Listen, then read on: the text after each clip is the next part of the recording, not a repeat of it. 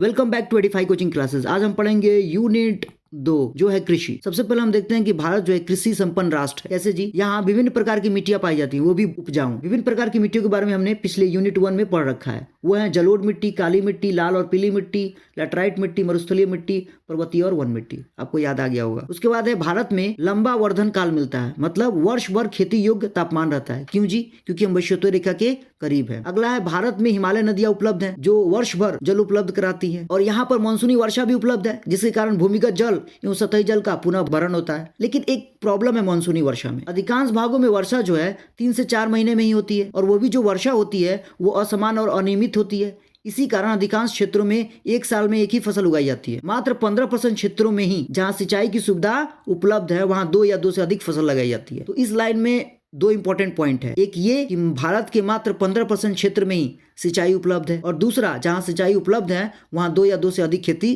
की जा सकती है। इस कारण भारत के अधिकांश क्षेत्रों में शुष्क खेती का प्रचलन है। भारत के अधिकांश क्षेत्रों में किस तरह की खेती का प्रचलन है? शुष्क खेती। और शुष्क खेती कहते किसको है? वर्षा की सहायता से विकसित कृषि प्रणाली को हम शुष्क कृषि या ड्राई एग्रीकल्चर कहते हैं। यहाँ मैंने कुछ क्वेश्चंस ले रखे हैं जिसके थ्रू आप इस पॉइंट्स को रिवाइज कर सकते हैं। अधिकांश क्षेत्रों में किस प्रकार की खेती का प्रचलन है? आंसर हो जाएगा शुष्क खेती। अगला है मात्र %% क्षेत्रों में ही जहाँ सिंचाई की सुविधा है 2 या 2 से अधिक फसल उगाई जा सकती है। तो कितने % क्षेत्रों में सिंचाई की सुविधा उपलब्ध है? 15%। शुष्क कृषि किसे कहते हैं? अभी हमने देखा वर्षा की सहायता से विकसित कृषि प्रणाली को शुष्क कृषि कहते हैं। अब हम देखते हैं कृषि को आर्थिक रूप से। भारत की जनसंख्या का 2/3 लोग, मतलब 66%, आज भी कमाने के लिए कृषि पर निर्भर है। उनकी आजीविका का साधन कृषि है। अगर मान लीजिए देश 100 रुपया कमा रहा है एक साल में, तो 20 रुपया कहाँ से जा रहा है? कृषि से। तीसरा हो गया उद्योगों का पोषण। कृषि के थ्रू हम उद्योगों के लिए कच्चा माल भी तैयार करते हैं, जैसे कपास वस्त्र उद्योग के लिए, गन्ना चीनी उद्योग के लिए, जूट उद्योग के लिए। कृषि पदार्थों का व्यापार में भी अत्यंत महत्वपूर्ण भूमिका है, जिसके कारण हम आंतरिक और अंतर्राष्ट्रीय व्यापार भी देखते हैं। संक्षेप में हम कह सकते हैं कि कृषि का मुख्य उद्देश्य भोजन प्रदान करना, उद्योग धंधों का कच्चा माल उपलब्ध कराना तथा कृषि उपजों के निर्यात से विदेशी मुद्रा प्राप्त करना है। कुछ क्वेश्चंस देख लेते हैं ताकि और बढ़िया से रिवाइज हो जाए। कितने % लोग अपनी आजीविका के लिए कृषि पर निर्भर है? परसेंटेज में पूछा है तो 66%। कृषि देश की कुल आय में कितना योगदान करता है? आंसर हो जाएगा 20%। और हो गया वैश्विक पहचान। भारत जो है चाय, गन्ना और मोटे अनाज के प्रोडक्शन में, उत्पादन में आगे है, और टॉप पे है किसमें? चावल और गेहूं के उत्पादन में। दूसरा है कि भारत में कृषि उपयोग। भारत में कृषि भूमि सिर्फ मिट्टी नहीं, ग्रामीण भारत की धड़कन है। ये दोनों सेम चीज है, हम लोग इससे पढ़ेंगे। सबसे पहले देखिए भूमि का महत्व। तो भूमि जो है आजीविका का मुख्य स्रोत है। गाँवों में भूमिहीनता और गरीबी के बीच सीधा संबंध है। यह आजीविका का प्राथमिक स्रोत है।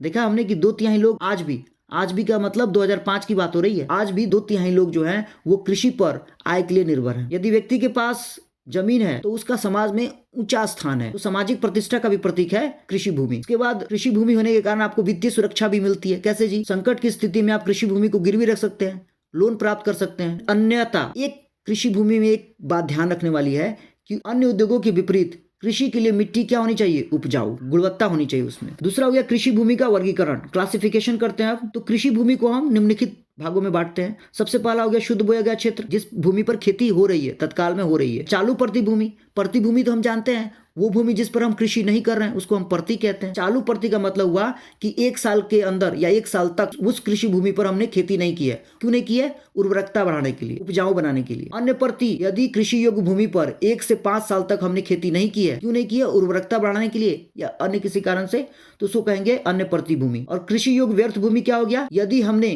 कृषि योग्य भूमि पर 5 साल से ज्यादा से खेती नहीं की है तो उसको कहेंगे हम कृषि योग्य व्यर्थ भूमि। तुलना हमने जैसा पहले देखा, कृषि के लिए भूमि का उपजाऊ और गुणवत्ता होना जरूरी है, पर उद्योग और आवास इन सब के लिए बंजर, ऊसर, पथरीली जमीन सब चलेगा। आगे हो गया, जैसा कि हम देख रहे हैं कि जनसंख्या में वृद्धि हो रही है, तो जनसंख्या में वृद्धि हो रही है तो भूमि पर दबाव बढ़ेगा, क्योंकि भूमि तो सीमित है। तो हम लोग कृषि उत्पादों को कैसे बढ़ाएं? तो 2 तरीका है।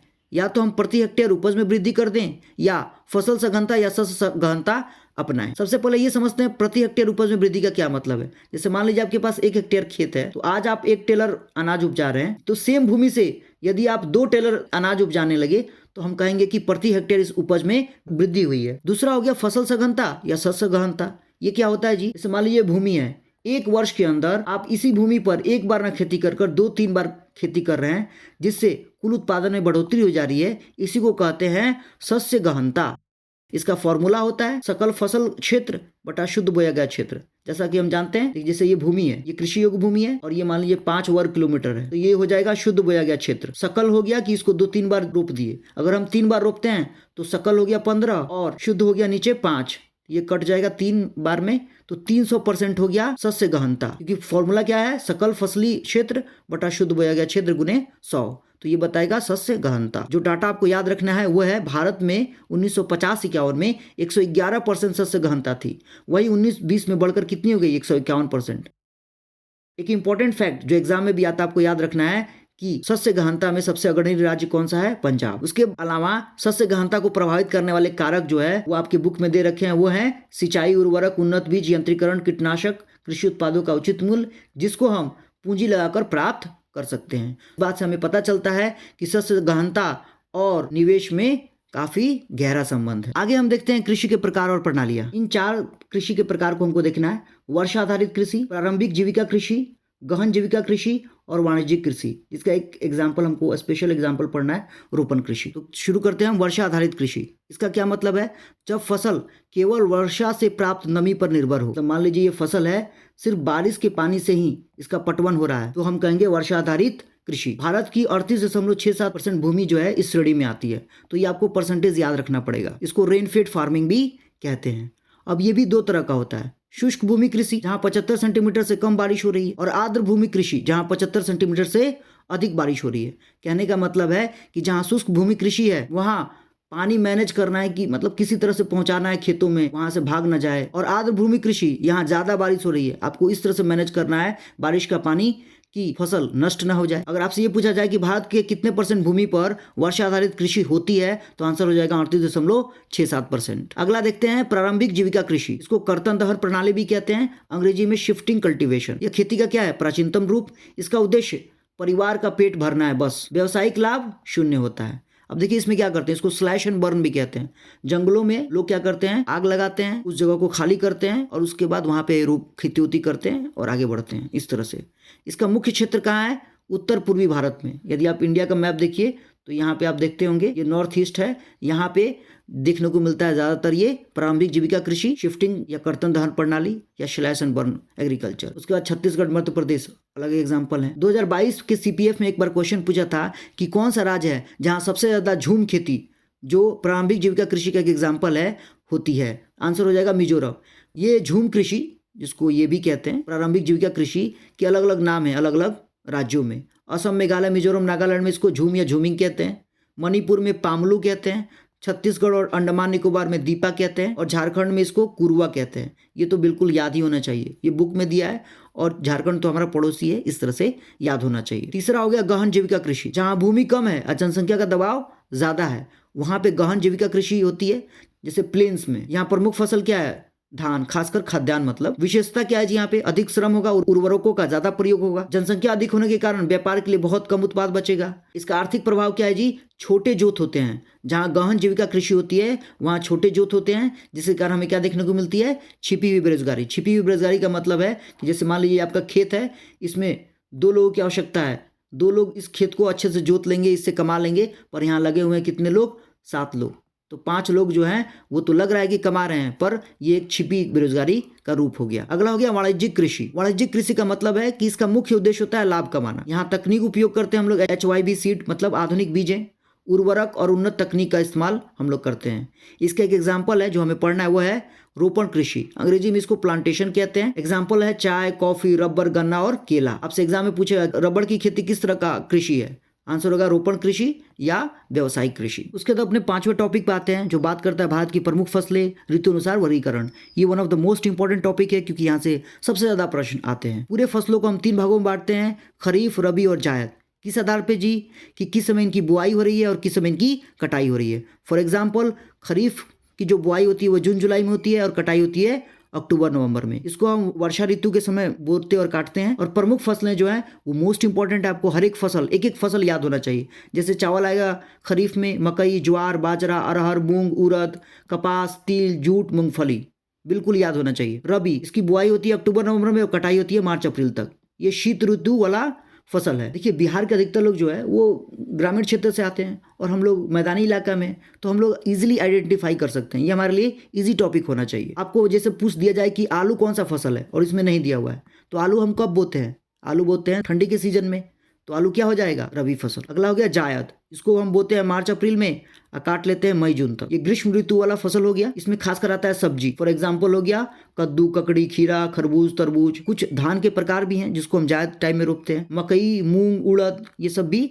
आते हैं, तो बिल्कुल याद होना चाहिए। इसी चीज को यहाँ डिटेल में दिया गया है। एक और बात आपको ध्यान देने वाली है, खरीफ फसल के अंतर्गत जहाँ अधिक वर्षा होती है वहाँ धान की 3 फसल लगाई जाती हैं, जिसे हम औस, अमन और बोरो कहते हैं। औस, अमन और बोरो, ये धान की 3 फसलें हैं जो अधिक वर्षा वाले क्षेत्र में लगाई जाती हैं। एक और जो इंपॉर्टेंट बात ध्यान देने वाली है कि हम भारत को 2 मुख्य कृषि क्षेत्रों में विभाजित करते हैं, एक 100 से ऊपर, एक 100 से नीचे। मतलब 100 सेंटीमीटर से अधिक वर्षा वाले क्षेत्र में मुख्य फसल होता है चावल, और जहाँ 100 सेंटीमीटर से कम बारिश होती है वहाँ मुख्य फसल क्या होता है? गेहूँ। और ऐसा भी कुछ क्षेत्र होगा जो बीच का होगा, तो वो कहलाएगा संक्रमण का क्षेत्र। अब हम पढ़ेंगे प्रमुख फसलें। प्रमुख फसलों का मैंने माइंड मैप बना रखा है जिसके थ्रू आप इजीली याद कर पाएंगे। तो सबसे पहले हम देखते हैं चावल, राइस को। विश्व का 28% चावल क्षेत्र भारत में है। विश्व का 28% चावल क्षेत्र कहाँ पे है? भारत में है। और भारत के अंदर कुल कृषि भूमि का 23% पर चावल की खेती की जाती है। चावल के लिए सबसे उपयोगी मिट्टी कौन है? जलोढ़ मिट्टी। कौन सा राज्य चावल का सबसे ज़्यादा खेती करता है? वह पश्चिमी बंगाल। आपको ये बिल्कुल याद होना चाहिए। और पश्चिम बंगाल में हम चावल के 3 किस्मों को उपजाते हैं, और आपको कमेंट सेक्शन में बताना है कि ये 3 किस्में कौन सी हैं। इसकी चर्चा हमने पहले कर चुकी हुई है। अगला हो गया गेहूं। भारत जो है विश्व का दूसरा सबसे बड़ा गेहूं उत्पादक है, और विश्व उत्पादन का लगभग 13.5% भारत करता है। गेहूं में भारत विश्व में कौन सा स्थान रखता है? दूसरा उत्पादन में। इसके अलावा हम देखते हैं कि भारत के अंतर्गत 2/3 हिस्सा जो है वो 3 राज्यों से आता है, उत्तर प्रदेश, पंजाब और हरियाणा। उसमें भी उत्तर प्रदेश सबसे ज़्यादा प्रोडक्शन करता है, उत्पादन करता है 33% के आसपास। तो चावल में कौन था टॉप पर?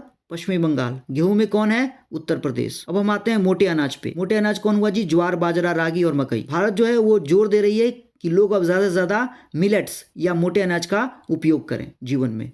ज्वार का सबसे ज़्यादा प्रोडक्शन कौन करता है? महाराष्ट्र, ऑलमोस्ट 51%। बाजरा का गुजरात और राजस्थान। गुजरात करता है 24%, वो आगे है। रागी का कर्नाटक और मकई का कर्नाटक, बिल्कुल आपको याद होना चाहिए। ज्वार का महाराष्ट्र, बाजरा का गुजरात, रागी का कर्नाटक और मकई का कर्नाटक। अब हम आते हैं भारत की दालों पर। देखिए दाल जो है वो प्रोटीन का सबसे बड़ा सोर्स होता है, आपको याद होना चाहिए। शाकाहारियों के लिए तो ये वरदान के रूप में है। तो दाल में कुछ खरीफ भी हैं, कुछ रबी भी हैं। खरीफ मतलब जो वर्षा ऋतु में बोए जा रहे हैं, काटे जा रहे हैं, और रबी मतलब जो ठंडे के टाइम में उगाया जा रहा है। तो अरहर, मूंग और उड़द ये आते हैं खरीफ दालों में। और रबी दालों का एग्जाम्पल है चना, मटर और मसूर। जैसा कि हम जानते हैं कि अधिकतर दाल जो है वो भूमि में नाइट्रोजन की मात्रा को बढ़ाते हैं, पर अरहर एक ऐसा दाल है जो बहुत सारा पोषण को खींच लेता है।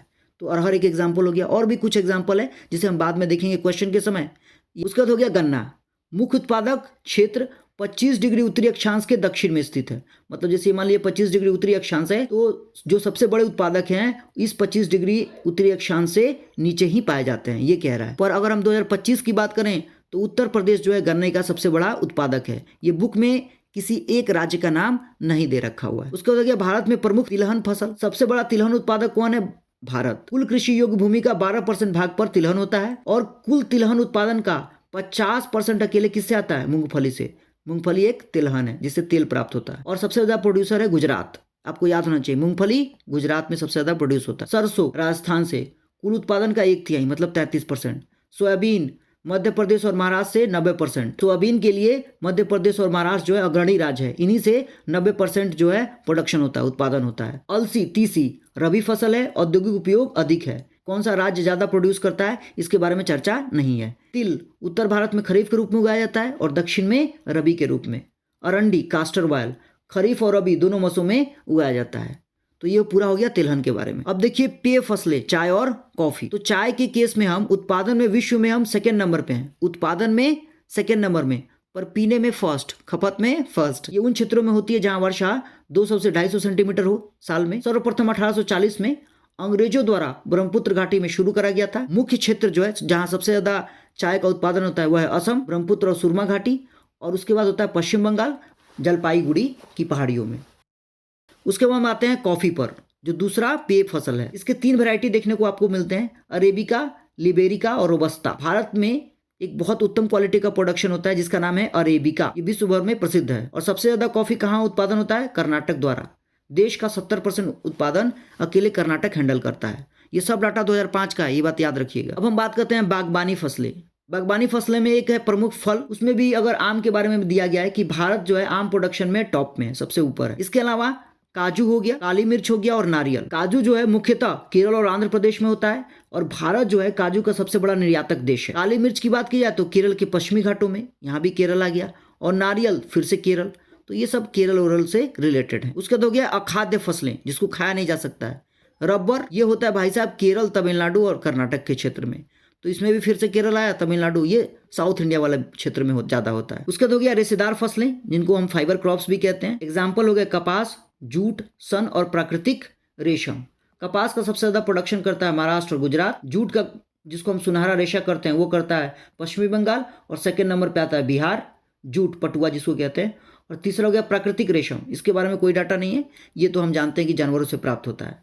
और ये बाकी ये सब किससे प्राप्त हो रहा है?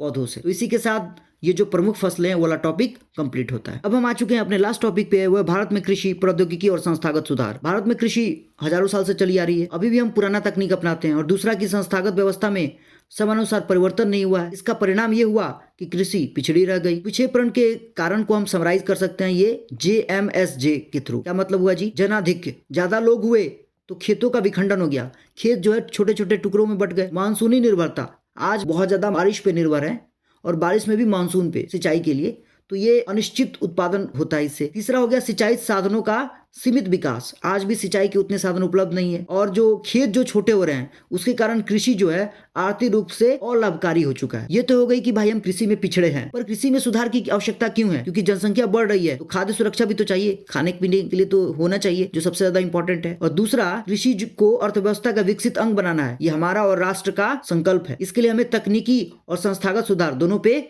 ध्यान देना पड़ेगा। स्वतंत्रता के बाद संस्थागत सुधार किए गए, जैसे जोतों की चकबंदी, जमींदारी प्रथा की समाप्ति और सहकारिता का विकास। सहकारिता का मतलब हुआ कि कुछ लोग ग्रुप बना रहे हैं और फिर विकास के कार्य कर रहे हैं। प्रथम पंचवर्षीय योजना जो 1951 से 56 के बीच हुई, उसका मुख्य लक्ष्य था भूमि सुधार, और ये पूरी तरह से उतना कारगर नहीं हो पाया। 1960 से 70 के बीच में देखते हैं हम हरित क्रांति, जिसको कहते हैं ग्रीन रेवोल्यूशन।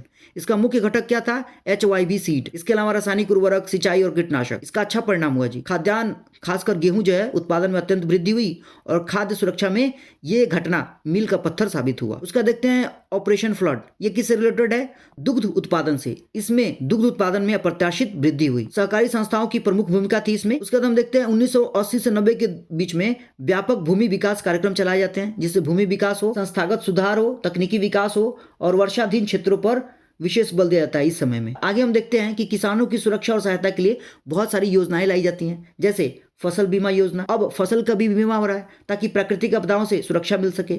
ऋण की सुविधा और बेहतर बनाई जा रही है किसानों के लिए। ग्रामीण बैंक खोले गए, सहकारी समितियां खोली गई, अन्य बैंक खोले गए, किसानों को KCC दिया गया, किसान क्रेडिट कार्ड दिया गया। इसके अलावा सामाजिक सुरक्षा की भी व्यवस्था की गई, जैसे व्यक्ति दुर्घटना बीमा योजना। इसके अलावा सूचना और प्रसार के थ्रू भी किसानों को यह बताया गया। दूरदर्शन के माध्यम से कृषि कार्यक्रम चलाए गए, आकाशवाणी, रेडियो के माध्यम से कृषि जानकारी दी गई। इसके अलावा देखते हैं कि आर्थिक रूप से भी सरकार मदद करती है। कैसे? न्यूनतम समर्थन मूल्य की घोषणा करके। इसके अलावा सरकार ने बिचौलिए के शोषण से सुरक्षा प्रदान किया और ये इंश्योर किया कि किसानों को सुनिश्चित मूल्य प्राप्त हो। ये न्यूनतम समर्थन मूल्य क्या है? इसका मतलब ये हुआ कि मान लीजिए आप गेहूं का उत्पादन कर रहे हैं, तो सरकार आपको पहले ही बता देगी कि चाहे जो भी सिचुएशन हो जाए मार्केट का, हम आपका गेहूं जो है वो 40 रुपये प्रति किलो खरीदेंगे ही खरीदेंगे। तो इससे जो है किसानों को बल मिलता है। इस तरह से ये चैप्टर के सारे टॉपिक्स कंप्लीट होते हैं। ये अभ्यास प्रश्न है, ये फसलें हैं जिनको आप और भी डिटेल रूप में पढ़ सकते हैं। यहाँ पे सबको वेल कैटेगराइज कर दिया गया है। उसके बाद ये सबसे ज्यादा इंपॉर्टेंट है, प्रीवियस ईयर क्वेश्चंस। अब यदि आप इस लेक्चर को देख लेते हैं तो इन सभी प्रश्नों को आप आसानी से कर देंगे। ये पिछले 10 साल के सारे क्वेश्चंस इसमें इंक्लूडेड हैं और वो भी कैटेगरी वाइज। उसके बाद ये लास्ट हो गया, ये 2026 का डाटा है। जैसे आप देखिएगा कि चावल में अब उत्तर प्रदेश टॉप पे है, हमारे हिसाब से कौन था? पश्चिम बंगाल। 2005 में कौन टॉप पे था? पश्चिम बंगाल। तो लेटेस्ट आंकड़ा को भी मैंने इंक्लूड कर दिया है, यदि कोई देखना चाहे तो देख ले।